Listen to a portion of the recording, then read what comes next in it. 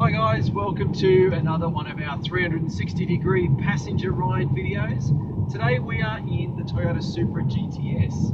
Now, if you know anything about the Supra, you'll know that it's a legend. It's a classic Japanese sports car. It's been around for 42 years, which is, funnily enough, the same amount of time as I've been around. It was born a month ahead of me in April 1978, and the intention was that it would take the fight to the Datsun Z cars that were dominating the Grand Tourer market in Japan and America. And it did that really well. I mean, the original Supra was more of a tweaked Celica than anything else, but over the years it developed into a vehicle in its own right and developed that sort of characteristic look that we've come to know and love of the Supra, which was that short bobtail, that long thrusting bonnet, low roof line, 6-cylinder engine. It's a classic, beautiful looking car. Well, some of them have been more brutal looking, I guess, than beautiful. And now we've come to this new one. So this new one is the result of a one-night stand between BMW and Toyota.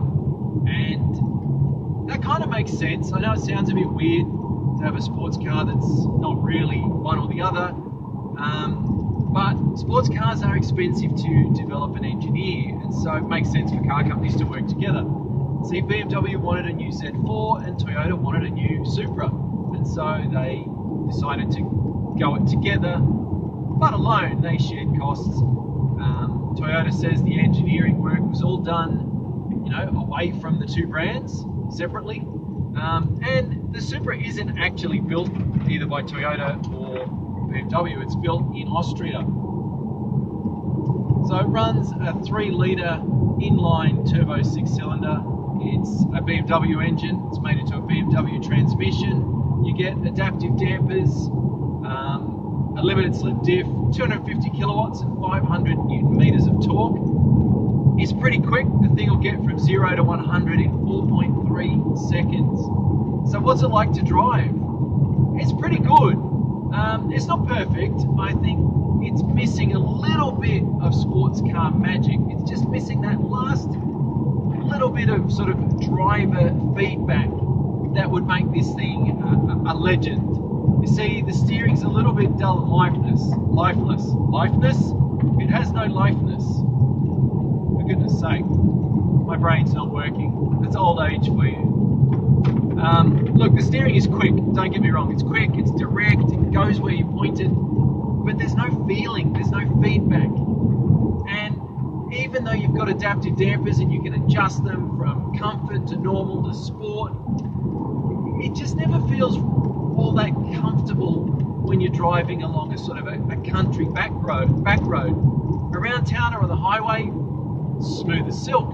But once you throw a few bumps into the mix and you're pushing the car along, well, it does feel a little bit sketchy. It's not as, I don't know, it's just not something.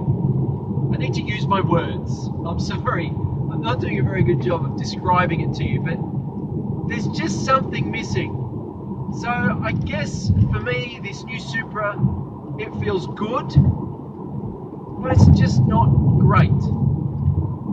But it doesn't matter. It doesn't necessarily have to be great. It doesn't necessarily have to, be a Porsche 911 for half the price or a Porsche Cayman or whatever.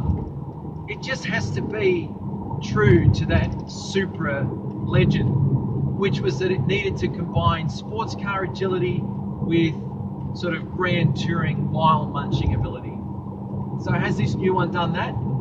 Yeah, I reckon it has. I reckon it's about 4/5 of the way there. So I think Supra fans should be pretty happy with this new car. Ignore the nonsense talk that, it's really just a BMW Z4. It's not. There is enough Toyota in this car that makes it different, makes it its own thing. And I mean, you only have to use your eyes and look at this thing from the outside to know that no one's ever going to walk up to it and go, oh, that's just a Z4. I mean, there's so much going on. There's so many nods to history in the design of the Supra. from the double bubble canopy roof, which is straight off the 2000 GT. And there's even hints of sort of the 4th generation Supra in the front end. So I think, all in all, a pretty good job. Thanks for watching, guys. Make sure you head over to motofomo.com.au for our full written review, and there'll be a link somewhere on this video to our regular video review of the new Supra.